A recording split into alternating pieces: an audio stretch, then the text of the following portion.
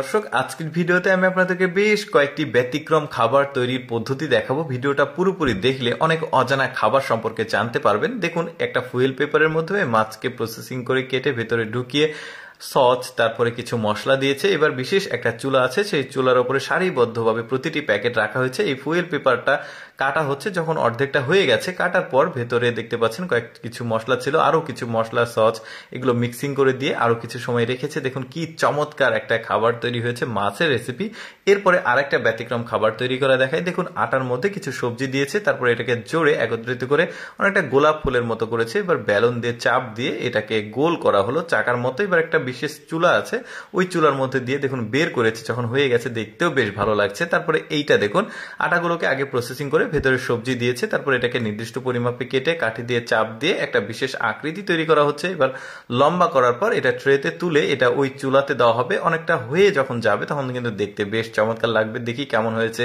এই যে দেখুন, খুব সুন্দর লাগছে, কিন্তু দেখতে অনেকটা লোভনীয়। প্রতিটি খাবার কিন্তু লোভনীয়। এই ধরনের খাবার অনেকেই দেখেনি।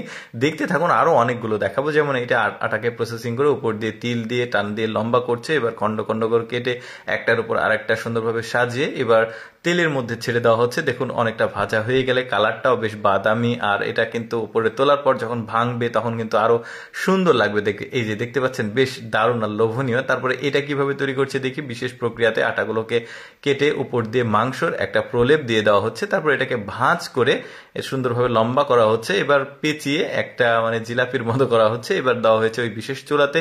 হয়ে যাওয়ার পর দেখতে কিন্তু বেশ চমৎকার লাগছে।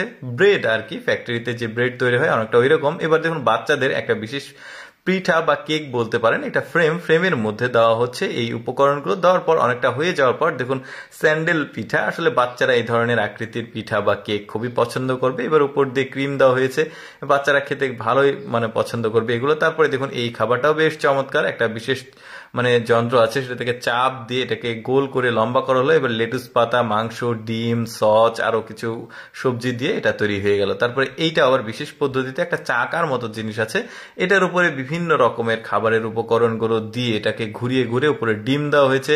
এটা যখন হয়ে যাবে সেটা দেখতেও কিন্তু ভালো লাগবে। এই যে দেখুন, ঘোরাচ্ছে, উপর দিয়ে কিছু সবজি এবং কিছু অন্যান্য ব্রেড দিয়ে দেওয়া হলো। এখন ভাঁজ করে এটাকে সুন্দরভাবে মোগলাইয়ের মতো করা হয়েছে। তারপর দেখুন, হাত দিয়ে এটাকে আগে সুন্দরভাবে গোল গোল করে ভেতরে আরো কিছু মশলা দিয়ে চাপ দেওয়া হচ্ছে। এবার একটা বিশেষ ফ্রেম আছে, ফ্রেমের উপর চাপ দিলে এটা কিন্তু ডিজাইন হয়ে যাচ্ছে, বেশ চমৎকার। উপর দিয়ে তিল দেওয়া হলো, এবার চুলাতে দেওয়া হয়েছে। চুলা থেকে যখন হয়ে যাবে বের করলে দেখতেও বেশ চমৎকার লাগছে। কিন্তু দর্শক, কেমন লাগলো আজকের এই বিশেষ বিশেষ পদ্ধতি পিঠাগুলো অবশ্যই কমেন্ট করে জানাবেন। আর এইরকম ভিডিও দেখতে আমাদের পেজটি ফলো রাখতে পারেন।